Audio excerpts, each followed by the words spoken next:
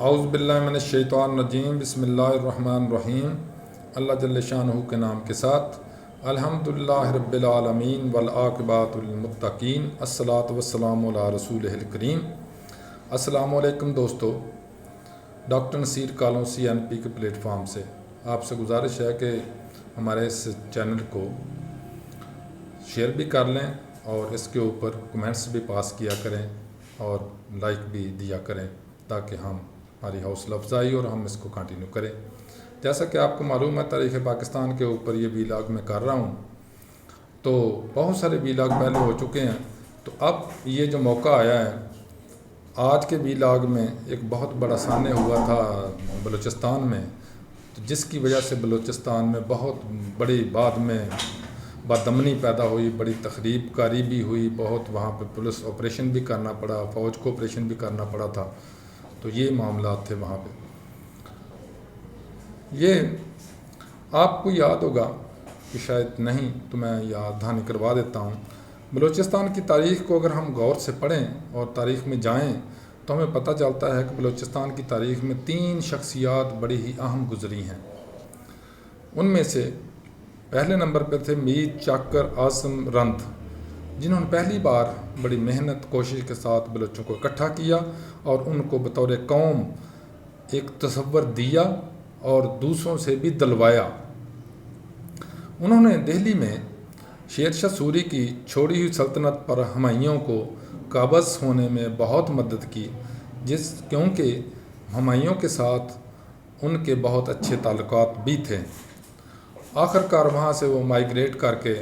بلوچستان سے ادھر آ گئے اور آ کے اکاڑا میں انہوں نے رہائش اختیار کی، اور آج بھی ستگرہ کا جو ایک گاؤں ہے سمجھ لیں یا ایک چھوٹا سا قصبہ سمجھ لیں، وہاں پہ ان کے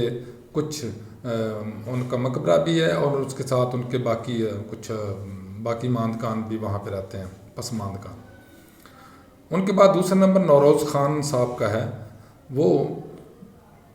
ایوب خان دور میں وہ بڑے تگڑے وہ قسم کے ایک رہنما تھے، بلوچوں کے رہنما تھے، جنہوں نے ایوب صاحب کی آمریت کے خلاف بغاوت کی اور پہاڑوں کے اوپر چلے گئے۔ وہاں پہ ہوا یہ کہ وہاں پہ ایوب خان نے سیاست یہ کی کہ انہوں نے باغیوں کو فوجی آپریشن کے بجائے ایک چکمہ دے کے ان کو نیچے اتارا۔ ہوا ایسے کہ ان کے ساتھ مذاکرات کا ڈول ڈالا گیا اور قرآن کے اوپر دونوں طرف سے حلف لیا گیا کہ ہم ہتھیار ڈال دیں گے۔ باغیوں نے کہا کہ ہتھیار ڈال دیں گے، فوج نے کہا کہ ہم یا گورنمنٹ نے کہا کہ ہم آپ کے خلاف کوئی ایکشن نہیں لیں گے، اگر جو ایکشن ہو چکا ہے اس کا تدارک کریں گے۔ لیکن انتہائی بدقسم کی بات ہے کہ جب وہ اتر کے آگے انہوں نے اپنے آپ کو سرنڈر کر دیا تو اس کے بعد ان پر انتہائی ظلم کیے گئے، ان کو اذیتیں دی گئیں، ان کو قتل کیا گیا، یہاں تک کہ یہ بزرگ جو تھے نوروز خان، ان کی ساری زندگی ہی جیل میں گزر گئی۔ تیسرے امپورٹنٹ اور جو مانیتا نے بلوچ رہنما تھے وہ تھے اکبر بگٹی۔ اگرچہ ان کے فلسفے مختلف تھے، وہ قبائلی روایات کے حامل بھی تھے، اسلامی روح بھی رکھتے تھے، اس کے علاوہ وہ ماڈرن جو ہے سوسائٹی اس کو بھی کچھ علمبردار تھے، لیکن بہرحال وہ ایک بڑے آدمی تھے۔ یہ 3 جنوری 2005 کی بات ہے۔ ایک ڈاکٹر شازیہ خالد تھیں، وہ کراچی سے ان کا تعلق تھا، اور سوئی گیس جہاں سے نکلتی ہے سوئی کے مقام پر، وہاں پہ بہت بڑا ایک ان کا فیڈر ہے، بہت بڑا فیڈر ہے، جہاں پہ وہ مطلب سوئی گیس کو نکال کے آگے ڈسٹریبیوشن کرنی ہوتی ہے۔ تو وہاں پہ ایک انہوں نے گورنمنٹ نے ایک میڈیکل کیمپ بھی بنایا ہوا تھا، یہ میڈیکل اسپتال چھوٹا سا کیلے بنایا ہوا تھا، اس میں چند ڈاکٹر بھی کام کرتے، پیرامیڈکس بھی، تاکہ جو عملہ ہے یا قریب و جوار کے لوگ ہیں ان کو میڈیکل سہولتیں دی جائیں۔ وہ یہاں پہ ڈیوٹی کرتی تھیں، تو ایک رات وہ اپنے کمرے میں سوئی ہوئی تھیں کہ ایک شخص ان کے کمرے میں آیا رات کو، اور اس نے ماسک پہنا ہوا تھا۔ اس نے تاروں کے ساتھ اس ڈاکٹر کو باندھ دیا اور باندھ دینے کے بعد اس کے ساتھ ریپ کیا۔ 2-3 دن تک اس لیڈی ڈاکٹر کو باہر بھی نہیں نکلنے دیا، کسی سے بات بھی نہیں کرنے دی، کسی سے ملنے بھی نہیں دیا گیا۔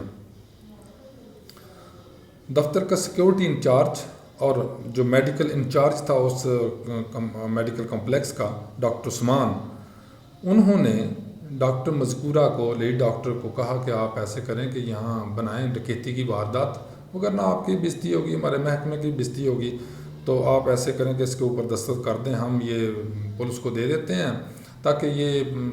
وہ ٹریس کرتے رہیں گے۔ تو ایسے ہی کیا، انہوں نے درخواست ایک بنا کے اس کے اوپر لیڈی ڈاکٹر کے دستخط کروائے، اور دستخط کروانے کے بعد وہ کیس پولیس کو دیا یا نہیں دیا وہ ایک علیحدہ بات ہے۔ اور ساتھ یہ کہا بھی جاتا ہے کہ وہ میڈیکل آفیسر جو تھیں لیڈی ڈاکٹر شازیہ، وہ پولیس میں کیس دینا نہیں چاہتی تھیں۔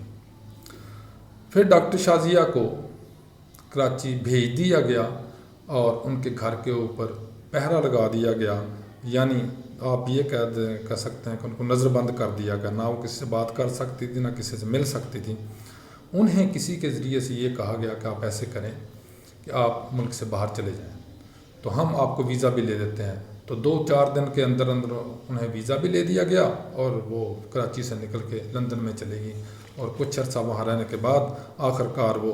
لندن سے کینیڈا شفٹ ہو گئی، اور شاید آج بھی وہاں بھی ہوتی ہوں گی۔ انہوں نے ایک بیان میں یہ کہا تھا کہ اس وقت کے کسی ایم آئی کے ایک میجر نے آ کر ڈرایا دھمکایا تھا کہ آپ کی جان خطرے میں ہے، لہٰذا آپ باہر چلی جائیں، تو اس خوف سے میں باہر جا رہی ہوں۔ اس واقعہ نے اس علاقہ میں جو بلوچوں کی ایک بڑی انا کا مسئلہ ہوتا ہے اس میں بڑا کوہرام مچا دیا، کیونکہ مقامی طور پر یہ الزام ایک کیپٹن پر لگایا جا رہا تھا جو آج تک اس کا فیصلہ نہیں ہو سکا کہ آیا وہ کیپٹن اس میں واقعی ملوث تھے یا نہیں تھے۔ بہرحال جب یہ بات اٹھی تو قبائلیوں نے اس کو اپنی ذاتی انا کا اور غیرت کا مسئلہ بنا لیا، جس میں سر فہرست جناب اکبر بگٹی صاحب تھے۔ چونکہ یہ سوئی کا علاقہ اکبر بگٹی صاحب کے ہی علاقے میں آتا تھا، اکبر بگٹی نے کہا کہ ملزمان کو ہمارے پاس لا کر جو روایتی طور پر ہم جیسے ان کی صفائی لیتے ہیں ہم ویسے ہی لیں گے۔ اچھا، ان کی صفائی لینے کا ایک عجیب طریقہ تھا، وہ لوگوں کو جو ملزم ہوتے تھے ان کو کوئلوں کے اوپر، گرم کوئلوں کے اوپر سے ننگے پاؤں گزارتے تھے، پتہ نہیں اس میں کیا وہ کس حکمت یا کس انداز سے اس کو اسیس کرتے تھے کہ یہ مجرم ہے یا نہیں ہے۔ بہرحال وہ ان کی ٹریڈیشنل ایک یہ ایکٹیویٹی تھی کہ وہ چوروں یا ملزمان کو اس طرح سے گزارتے تھے، اس کے بعد نتیجتاً جو بے گناہی یا گناہ گاری جو بھی ان کی ہوتی تھی وہ جانچتے تھے، لیکن ان کا یہ مطالبہ نہیں مانا گیا۔ نتیجتاً سوئی کی تنصیبات پر مارٹر گولوں، بموں اور کلاشنکوف سے حملے ہونے شروع ہو گئے، جس کا الزام اکبر بگٹی صاحب پر ہی لگا۔ اس سے تقریباً آدھے پاکستان میں گیس کی سپلائی بند ہو گئی، ختم ہو گئی، کیونکہ جب وہ پائپ لائن پھٹ جاتی تھی تو گیس آتی نہیں تھی۔ اگرچہ محکمہ سوئی گیس نے اکبر بگٹی صاحب سے اس معاملے میں بات کرنا بھی چاہیے، ان کی ایک ہی شرط تھی کہ پہلے ڈاکٹر شازیہ کے ملزمان کو گرفتار کریں، اس کے بعد باقی باتیں کریں گے۔ ڈاکٹر شازیہ کے ملزم تو نہ پکڑے گئے، الٹا جنرل مشرف صاحب نے اکبر بگٹی کے خلاف بغاوت ریاست پر شکنجہ کس دیا، جیسے آج کل بھی ہمارے ماحول میں ایسے ہی ہو رہا ہے ایک پارٹی کے خلاف۔ لہٰذا جنرل مشرف صاحب نے سوئی کے مقام پر 4,500 فوجی بیمار ٹینک اور ہیلی کاپٹر بھیج دیے تاکہ بذریعہ فورس اس بے چینی کو ختم کیا جا سکے۔ اب یہ دیکھیں، ایک بڑی پرانی سی بات ہے، ظلم رہے اور امن بھی ہو، کیا ممکن ہے تم ہی کہو۔ یہ ایسے ہوتا نہیں ہے کہ ظلم بھی ہوتا رہے اور امن بھی ہو۔ بہرحال اس کے آگے کیا ہوا انشاءاللہ اگلے ویلاگ میں بتاؤں گا۔ اللہ حافظ، السلام علیکم۔